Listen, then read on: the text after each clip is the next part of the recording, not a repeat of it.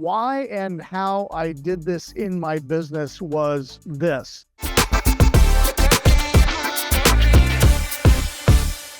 Now, you guys have probably heard of the Proverbs 31 woman. If you haven't, you need to go read about the Proverbs 31 woman, but I'm going to read it to you. Now, here's what you got to understand about this particular passage of scripture, okay? When I first read this, I went, oh my goodness, I need to find this woman. Understand that this woman doesn't exist, okay? This woman is created through you guys mutually understanding the goal. So I want you to read this passage understanding this is the goal of your spouse, of your wife. This is the goal. Together.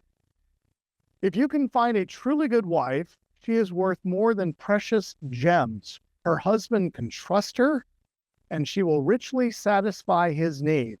She will not hinder him, but will help him all her life. She finds wool and flax and busily spins it.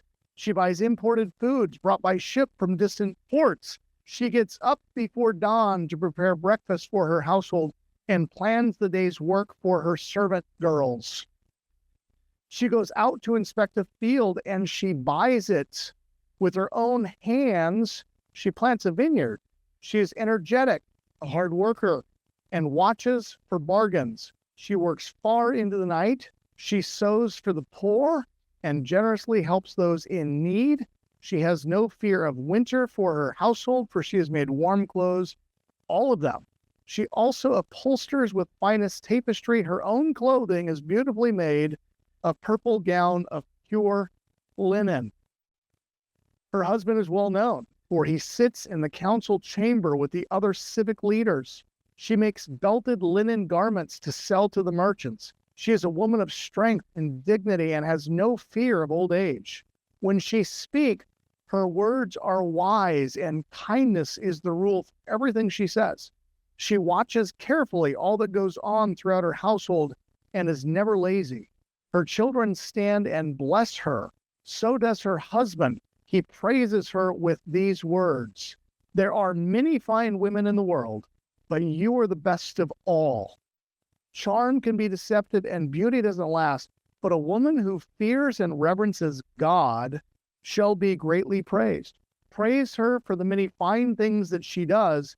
These good deeds of hers shall bring her honor and recognition from people of importance.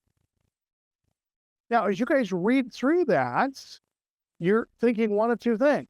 You're thinking, wow, I would love to have a wife like that. And women, you're thinking, boy, I'd love to have a husband like that. Or you're thinking, thank the Lord, I have a wife like that. And thank the Lord, I have a husband like that. Okay. Now, again, neither one of these people currently exists. These people are created through your relationship. It's the goal. So again, look, her husband is well known. He sits in the council chamber with all the other civic leaders. So the husband is actively out in the community doing things. The wife is actively out in the community doing things. These two people are very, very busy and organized and determined. Neither one of them is lazy because they're mutually serving each other with a mutual goal. And so Jacqueline is a Proverbs 31 woman. She is the president of our ministry. She is the president of our education business. She is the president of our lending operation. She is the president of our private equity funds. She is the president of our servicing arm. She is the president of our acquisition and construction company. And she is the president of our family home office. See. Now, she does all of those things because she can. She's capable. She's incredible. She's smart. And I trust her.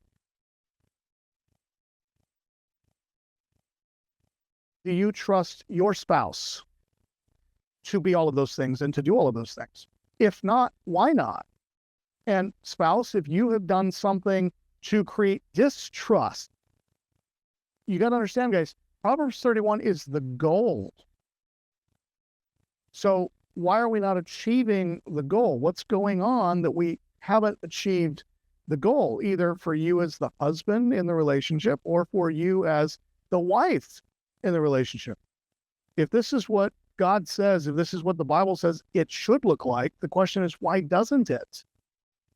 I'll tell you that for a woman who is not a Proverbs 31 woman, is a husband that doesn't trust her, or doesn't praise her, or doesn't believe in her, or doesn't build her up, or doesn't give her the confidence to go out and do those things.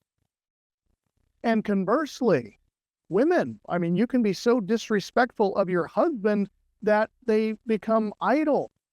They can't do anything right. Everything they do, you're constantly giving them a hard time. Hey, why don't you get off your boat? Why don't you quit playing video games? Why don't you go do something productive? Neither of these things are helpful, okay? But again, if we as a married partnership do not have mutual goal that we are driving towards for our family, then all we're doing is making a paycheck and budgeting and trying to live off the mediocre sums that we're getting from our employer. Shared goals, shared vision, intentionality. Marriage is a partnership, you guys. Not just the person you've chosen to be with for the next, however many years this is going to last.